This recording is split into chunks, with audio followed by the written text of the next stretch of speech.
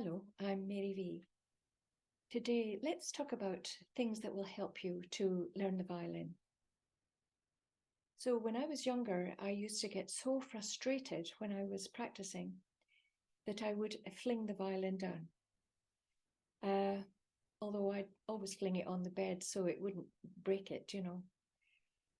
But there came a point when I took a step back and I realized that I had to make some decisions about things, about the way I was being.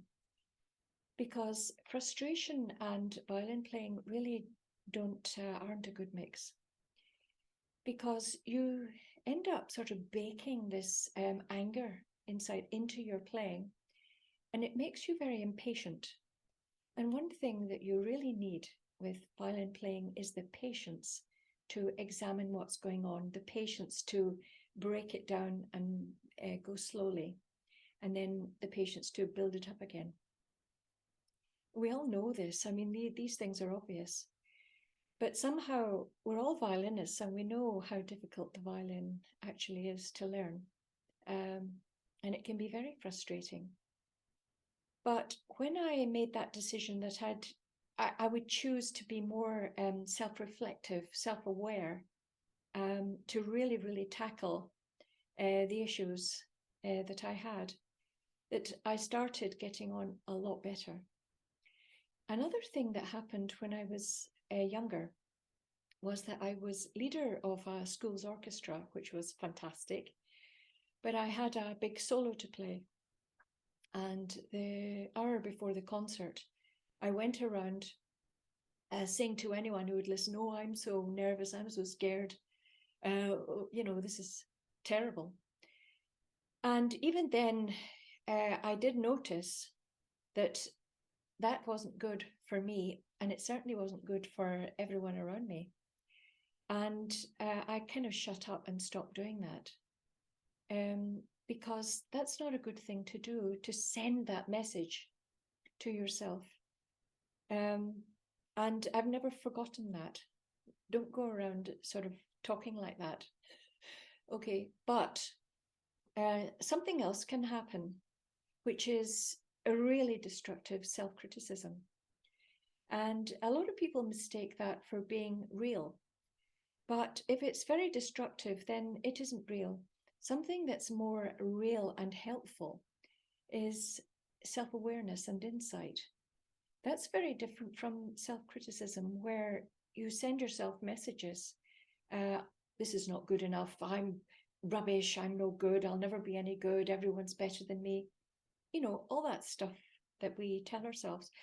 Now, in a perfect life, we don't actually send ourselves messages like that. But in real life, we all do.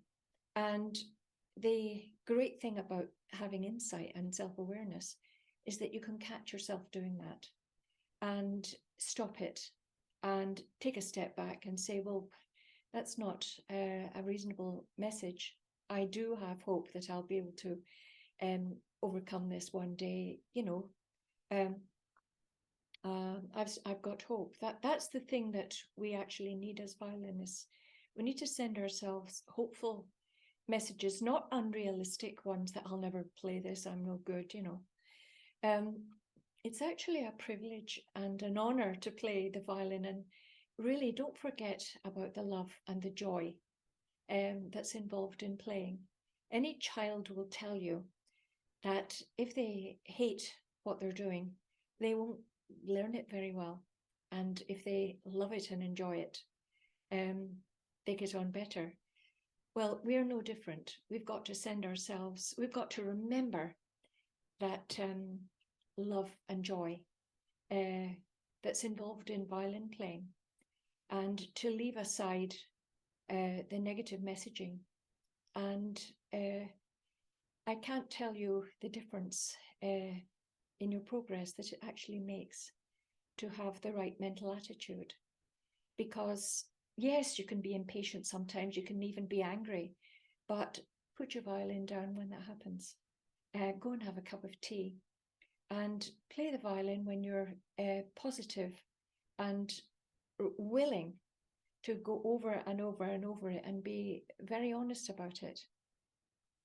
That's the best way.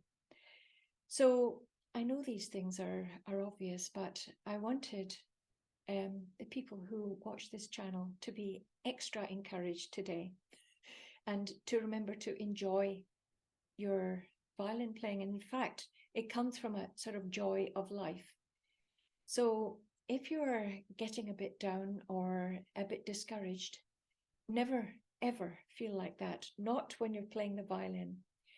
Go and have your nice cup of tea and your nice walk and come back with a fresh attitude and a willingness to love your violin, love yourself is the message that really, really makes a difference to how you get on with your violin playing.